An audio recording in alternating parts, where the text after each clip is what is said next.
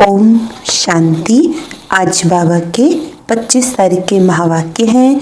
बाबा ने कहा, मीठे बच्चे, बाप की श्रीमत से तुम मनुष्य से देवता बनते हो, इसीलिए उनकी श्रीमत का शास्त्र है सर्वशास्त्र शिरोमणि श्रीमद् भगवत गीता। बाबा की श्रीमत से हम बच्चे मनुष्य से देवता बनते, इसीलिए उनकी श्रीमत का शास्त्र है सर्वशास्त्र शिरोमणि गीता। प्रश्न है, सतयुग में हर चीज अच्छे से अच्छी सतो प्रधान होती है, क्यों? तो बाबा ने बताया, क्योंकि वहां मनुष्य सतो प्रधान है। जब मनुष्य अच्छे हैं तो सामग्री भी अच्छी है, और मनुष्य बुरे हैं तो सामग्री भी नुकसानकारक है। सतो प्रधान सृष्टि में कोई भी वस्तु अप्राप्त नहीं है, कुछ भी कहीं से मांगना नहीं पड़ता। ओम शांति। बाबा इस शरीर द्वारा समझाते हैं, इनको जीव कहा जाता है, इनमें आत्मा भी है, और तुम बच्चे जानते हो परमपिता परमात्मा भी इनमें है। यह तो पहले पहले पक्का होना चाहिए, इसीलिए इनको दादा भी कहते हैं। यह तो बच्चों को निश्चय है, इस निश्चय में ही रमण करना है। बरोबर बाबा ने जिसमें पदरामणी की है या अवतार लिया है, उनके लिए बाप खुद कहते हैं, मैं इनके बहुत जन्मों के अंत के भी अंत में आता हूँ। बच्चों को समझाया गया है, यह है सर्वशास्त्र शिरोमणि गीता का ज्ञान। श्रीमत अर्थात श्रेष्ठ मत, श्रेष्ठ ते श्रेष्ठ मत है ऊंच ते ऊंच भगवान की, जिसकी श्रीमत से तुम मनुष्य से देवता बनते हो। तुम भ्रष्ट मनुष्य से श्रेष्ठ देवता बनते हो। तुम आते ही इसीलिए हो। बाप भी खुद कहते हैं, मैं आता हूँ तुमको श्रेष्ठाचारी निर्विकारी मत वाले देवी देवता बनाने। मनुष्य से देवता बनने का अर्थ भी समझना है। विकारी मनुष्य से निर्विकारी देवता बनाने आते हैं। सतयुग में मनुष्य रहते हैं, परंतु दैवी गुणों वाले। अभी कलयुग में हैं आसुरी गुणों वाले। है सारी मनुष्य सृष्टि, परंतु वह है ईश्वरीय बुद्धि, यह है आसुरी बुद्धि। वहाँ ज्ञान, यहाँ भक्ति। ज्ञान और भक्ति अलग अलग है ना। भक्ति की पुस्तक कितनी और ज्ञान की पुस्तक कितनी है। ज्ञान का सागर बाप है, उनका पुस्तक भी तो एक ही होना चाहिए। जो भी धर्म स्थापन करते हैं, उनका पुस्तक एक होना चाहिए। उनको रिलीजियस बुक कहा जाता है। पहला रिलीजियस बुक है गीता, श्रीमद् भगवत गीता। यह भी बच्चे जानते हैं। पहला आदि सनातन देवी देवता धर्म है, न कि हिंदू धर्म। मनुष्य समझते हैं गीता से हिंदू धर्म स्थापन हुआ, और गीता गाई है कृष्ण ने। कोई से पूछो तो कहेंगे परंपरा से यह कृष्ण ने गाई है। कोई शास्त्र में शिव भगवानुवाच है नहीं, श्रीमद् कृष्ण भगवानुवाच लिख दिया है। जो गीता पढ़े होंगे उनको सहज समझ में आएगा। अभी तुम समझते हो, इसी गीता ज्ञान से मनुष्य से देवता बने हैं, जो अभी बाप तुमको दे रहे हैं। राजयोग सिखा रहे हैं, पवित्रता भी सिखा रहे हैं। काम महाशत्रु है, इस द्वारा ही तुमने हार खाई है। अब फिर उन पर जीत पाने से तुम जगत जीत अर्थात विश्व का मालिक बन जाते हो। यह तो बहुत सहज है। बेहद का बाप बैठ इनके द्वारा तुमको पढ़ाते हैं। वह है सभी आत्माओं का बाप। यह फिर है बेहद का बाप। मनुष्यों का नाम ही है प्रजापिता ब्रह्मा। तुम कोई से भी पूछेंगे ब्रह्मा के बाप का नाम बताओ तो मूंझ पड़ेंगे। ब्रह्मा विष्णु शंकर है क्रिएशन। इन तीनों का कोई तो बाप होगा ना।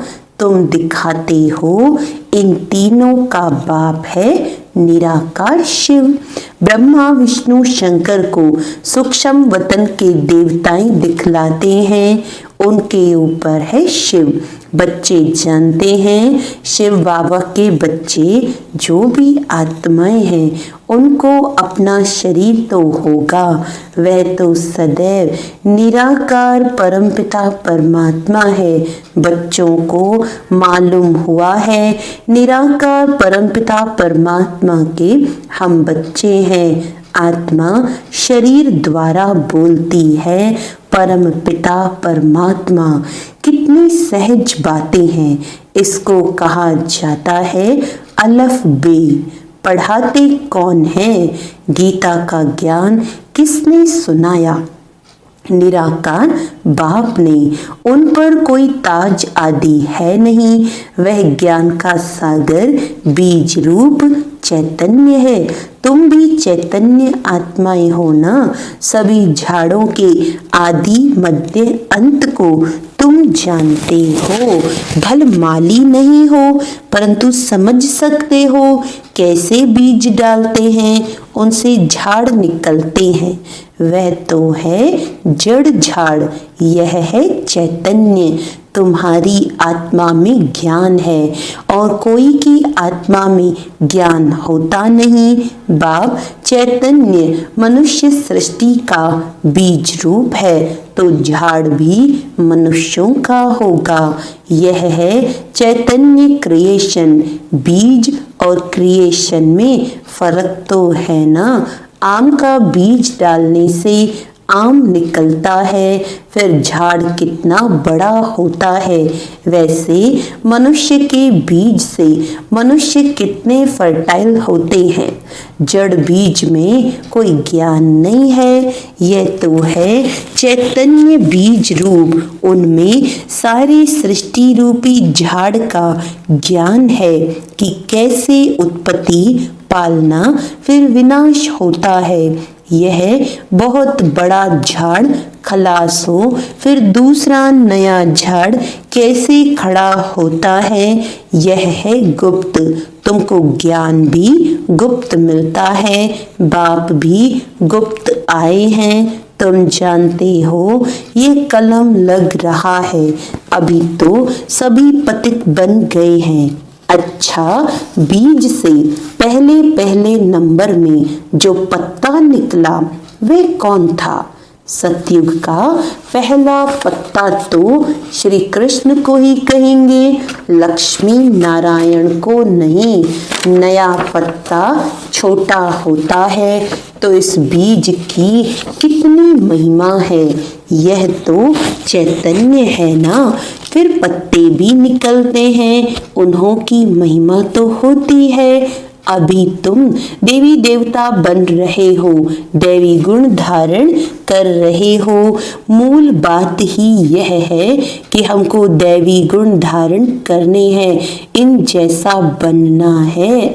चित्र भी हैं। ये चित्र ना होते तो बुद्धि में ज्ञान ही नहीं आता। ये चित्र बहुत काम में आते हैं।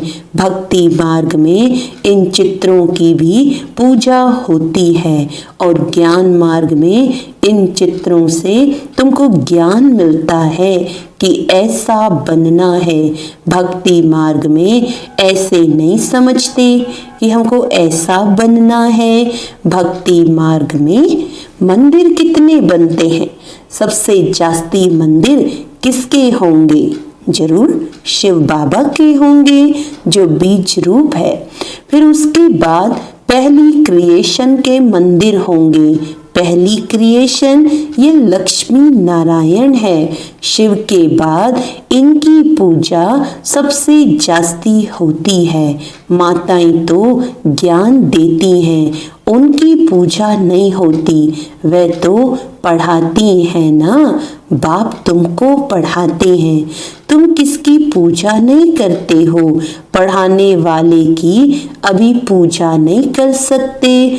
तुम जब पढ़कर फिर अनपढ़ बनेंगे तब फिर पूजा होगी। तुम सो देवी देवता बनते हो, तुम ही जानते हो।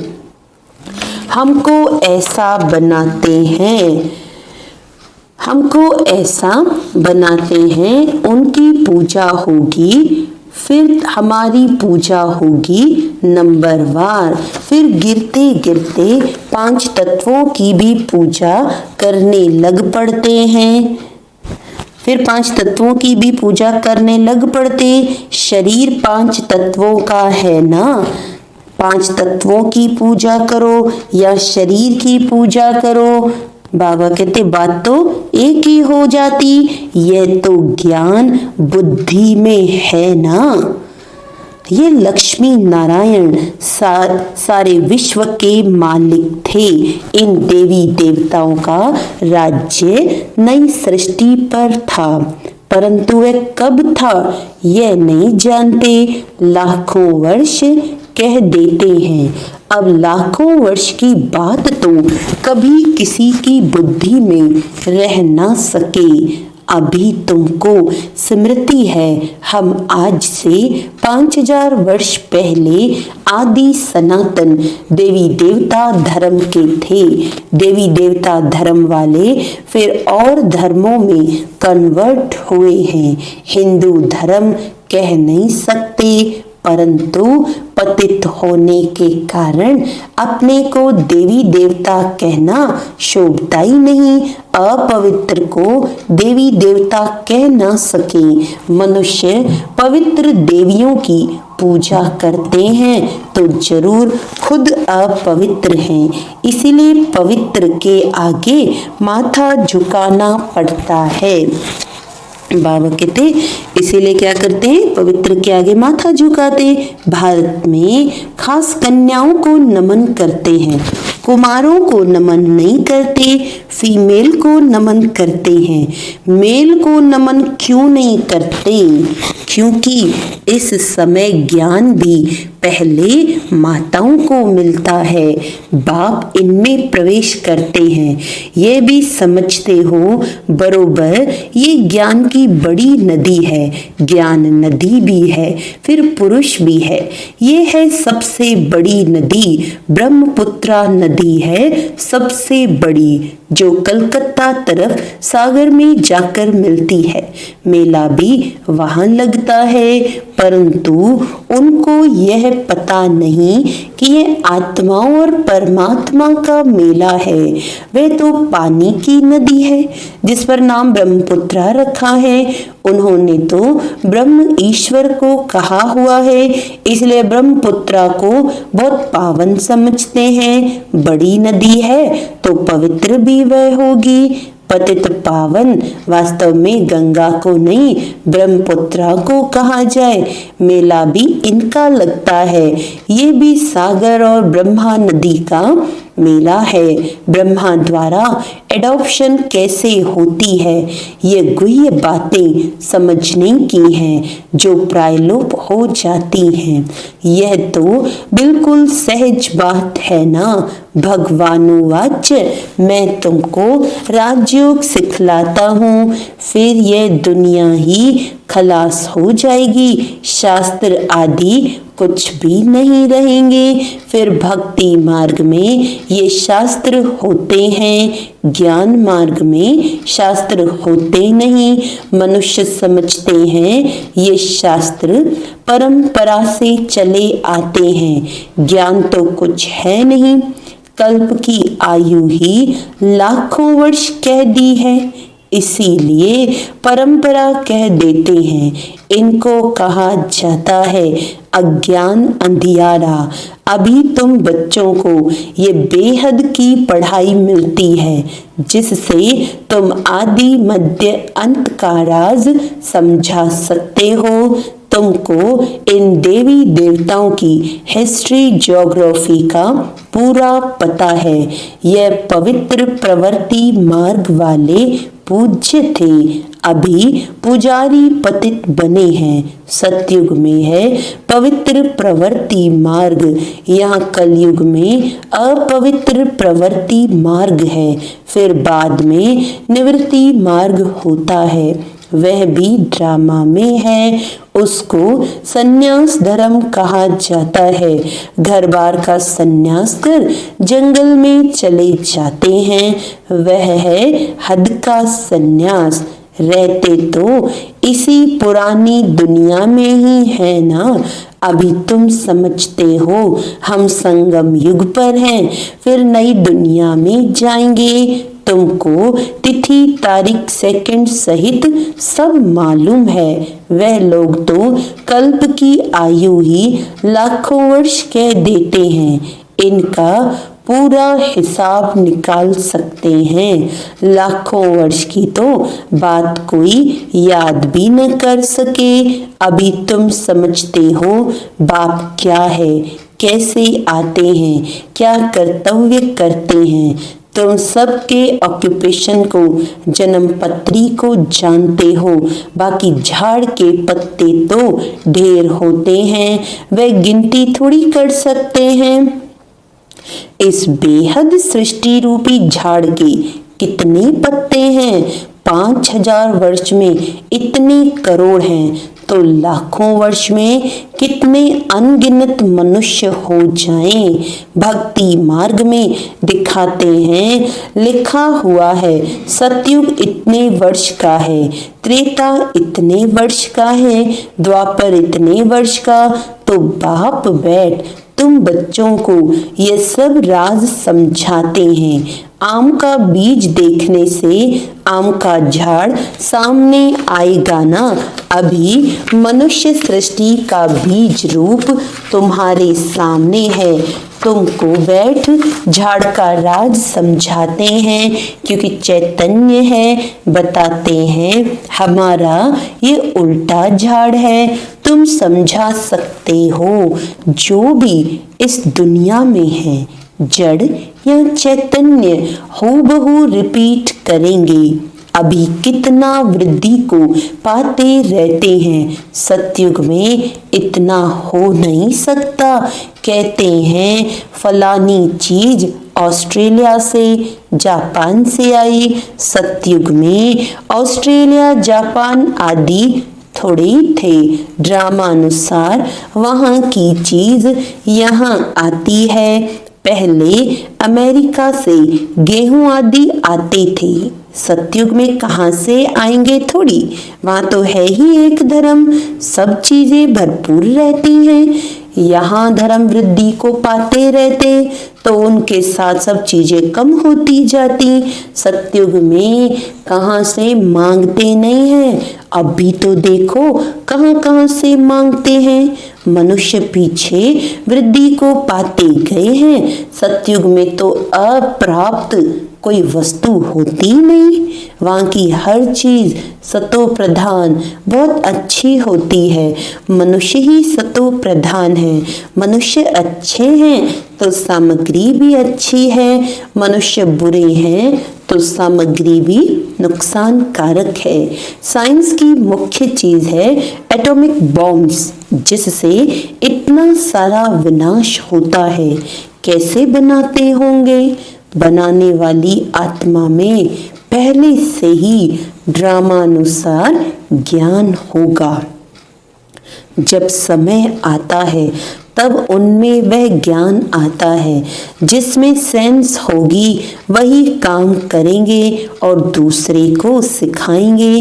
कल्प कल्प जो पार्ट बजाया है वही बजता रहता है। अभी तुम कितने नॉलेजफुल बनते हो, इनसे जास्ती नॉलेज होती नहीं। तुम इस नॉलेज से मनुष्य से देवता बन जाते हो। इससे ऊंच कोई नॉलेज है नहीं, वह है माया की नॉलेज जिससे विनाश होता है। वह लोग यानी साइंटिस्ट मून में जाते हैं, खोजते हैं। तुम्हारे लिए कोई नई बात नहीं, ये सब माया का पॉम्प है। बहुत शो करते हैं, अति डीपनेस में जाते हैं, बहुत बुद्धि को लड़ाते हैं, कुछ कमाल कर दिखाएं। बहुत कमाल करने से फिर नुकसान हो जाता है। क्या क्या बनाते रहते हैं, बनाने वाले जानते हैं इनसे ये विनाश होगा। अच्छा, मीठे मीठे सिकिलदे बच्चों प्रति माता पिता बाप दादा का याद प्यार और गुड मॉर्निंग। रूहानी बाप की रूहानी बच्चों को नमस्ते। हम रूहानी बच्चों की रूहानी बाप दादा को याद प्यार गुड मॉर्निंग, नमस्ते नमस्ते नमस्ते जी। धारणा के लिए मुख्य सार है, गुप्त ज्ञान का स्मरण कर हर्षित रहना है। देवताओं के चित्रों को सामने देखते उन्हें नमन वंदन करने के बजाय उन जैसा बनने के लिए दैवी गुण धारण करने हैं। सृष्टि के बीज रूप बाप और उनकी चैतन्य क्रिएशन को समझ नॉलेजफुल बनना है। इस नॉलेज से बढ़कर और कोई नॉलेज नहीं हो सकती। इसी नशे में रहना है।